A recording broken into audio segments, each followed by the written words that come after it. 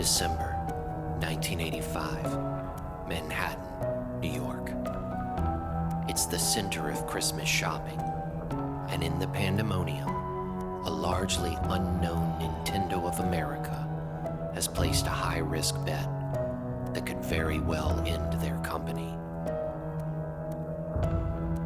Even if this new product, the Nintendo Entertainment System, appears to be a showstopper, retailers, soured from a 1983 Atari 2600 crash, believe video games are poison and are hardly willing to give it a chance. But Nintendo's war-torn leadership knew they had a winner in the NES and began a radical Trojan Horse strategy to overcome the retailer's worst fears, believing then that the NES, along with the masterpiece, Super Mario Bros., could shatter expectations, launch Nintendo into a new stratosphere of revenue, and set a new standard for video games, not only reviving the gaming industry, but supercharging it.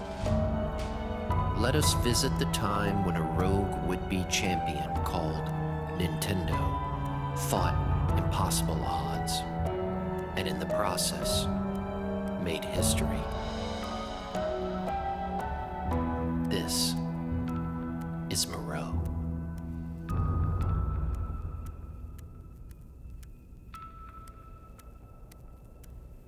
In 1985, if there was one coveted place to sell the newest toy, it was FAO Schwarz. Set in the middle of the shopping apex of the world, FAO Schwarz is where the trendiest toys would debut. And at Christmas, if you were a parent seeking to purchase at premium, there was one place to look, and it was the FAO Schwarz display window. And in 1985, the unthinkable had occurred. Somehow, a small and mostly unknown company called Nintendo had captured that store window. One would expect to see Mario or Link displayed, but neither are anywhere to be found. Link was yet to debut, and despite starring in several arcade games, including the massive win for Nintendo of America, Donkey Kong, Mario is barely an extra in this setup. His familiar colorful universe? Nowhere to be found. What lies instead is an orchestrated marketing strategy, a major risk-taking bet that President of Nintendo of America has orchestrated. A man now 38 years old, Minoru Arakawa had, only 4 years earlier, nearly bankrupted Nintendo of America before it even started. He was only narrowly saved by Donkey Kong. But this was not the man from 4 years earlier. Even before the near disaster of 1980, Arakawa was already shrewd and proven as a businessman. But now he had 4 full years scrutinizing and studying the United States market, and one thing was absolutely clear. Putting Mario on the front of the NES marketing materials in 1985 would be a death sentence. Retailers were putting video games in bargain bins, and he would have been laughed out of the stores. He had a different plan. One he believed in so much that he was willing to risk his reputation, and even the company itself. On its face, it might have seemed insane, but it wasn't.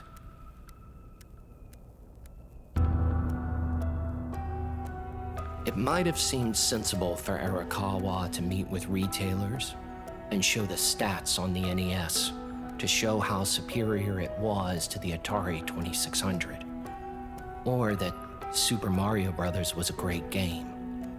But Arakawa knew that retailers would not listen.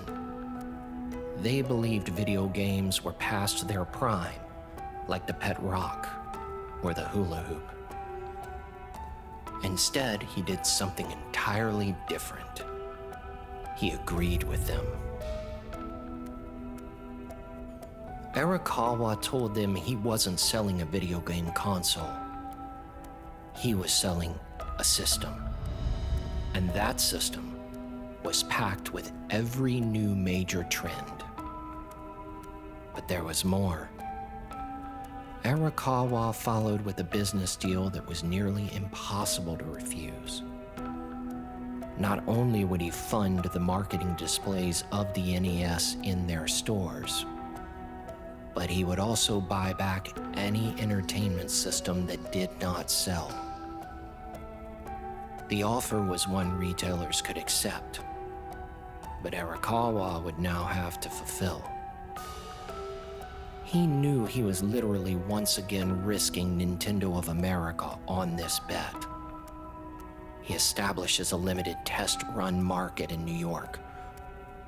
If it does not sell, he knows it. Nintendo of America is finished. But Arakawa knew what the rest of the market did not. He knew that inside that package of trend was the next best thing.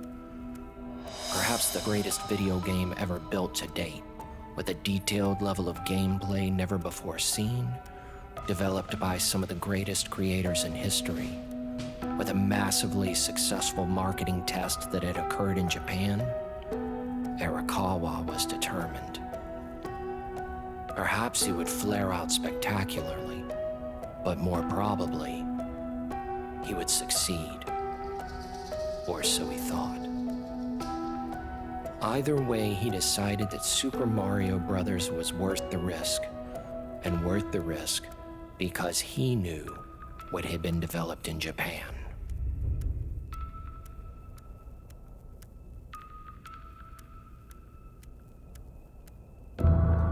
Kyoto, Japan, 1 year earlier. As Nintendo was in Kyoto and not Tokyo, Nintendo had shirked traditional corporate ladders and instead assembled a team of brilliant outsiders who were taking over the video game market in Japan. At its center was a young man who had moved into his 30s. 4 years prior, and with a resume that had one line, staff artist. He had, in a matter of months, built one of the most successful arcade games in history, Donkey Kong. This was Shigeru Miyamoto. He was now just turning 32 and was setting out to assemble a team from his fellow staff at Nintendo to create the most ambitious and most show-stopping video game ever created. This Miyamoto was far different than the one who had worked with the third-party developer to build his first game, Donkey Kong. This Miyamoto had been building games for the massive hit video game console, the Famicom. Unlike the Atari 2600, the Famicom was built with care. The shrewd owner of Nintendo, Hiroshi Yamauchi, had gone to incredible lengths to assure that the Famicom was affordable, durable, and most of all, had quality games. And now the team that had built these games brought all of this technology together to build one incredible game. Super Mario Bros. Consolidated talent to not only feature breakthrough graphics, but radically innovative and intuitive gameplay. Mario, alongside his brother, saving the princess from Bowser. Miyamoto knew he had the greatest video game ever made. Now, it was up to Arakawa to carry it home.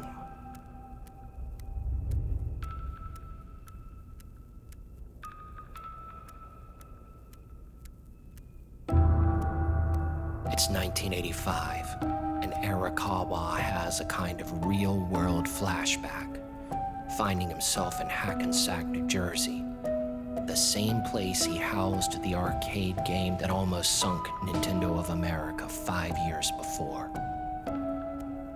In 1980, Arakawa had himself helped convert arcade cabinets from the game Radar Scope to Donkey Kong.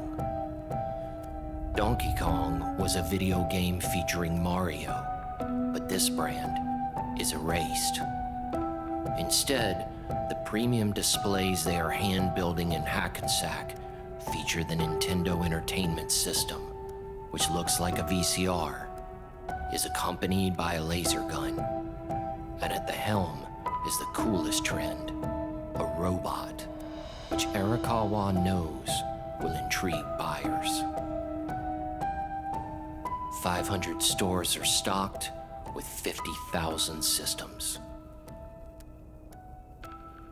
The Trojan Horse is set. August 1986.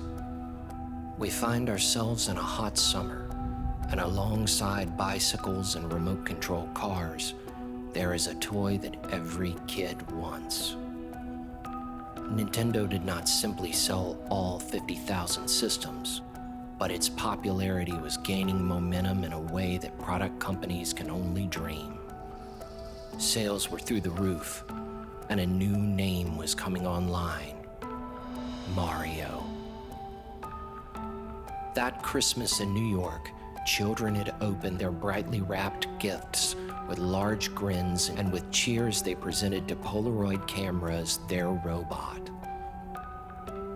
Later, they would find that the robot and even the laser gun paled in comparison to the fun they were having with the new video game called Super Mario Bros. The game had blown past all of Atari's games in every sense of the word, bringing laughter, challenge, and people humming the music afterward. This craze was only beginning to catch fire, with 1.1 million units of the Nintendo Entertainment System sold in 1986, erasing Atari's bad reputation and starting a legendary run of a 90+% market share by Nintendo through the end of the decade. In 1988, Nintendo would even launch a magazine, Nintendo Power, and Mario would debut on the cover, at last getting credit where credit was due. Interestingly, a poll was taken in 1986, and the reason that most families actually purchased the Nintendo Entertainment System? It was the robot. Nintendo of America's strategy was one for the history books. Arakawa's tenacity and imagination became a premier case study in marketing. The Trojan Horse had worked. One more story before we leave Nintendo in 1985. While Super Mario Bros. Was being developed, Shigeru Miyamoto was musing over the game and asked his team, could we do an overhead game? One that plays like you're looking at a map. After some tinkering, a new game would be born. Unlike the bright and cheery Super Mario Bros., this one would be set in fantasy, still maintaining the straightforward save the princess arc, and yet finding a setting in a more serious fantasy world. This game, The Legend of Zelda, would debut in 1987 and become the second dominant force for Nintendo. But that is another story. For now, let us consider that tenacity, perseverance, and prudence can, even when others do not see it, be the vehicle that shows everyone the way and changes the world. Please like, share, comment, and subscribe. This is Moreau.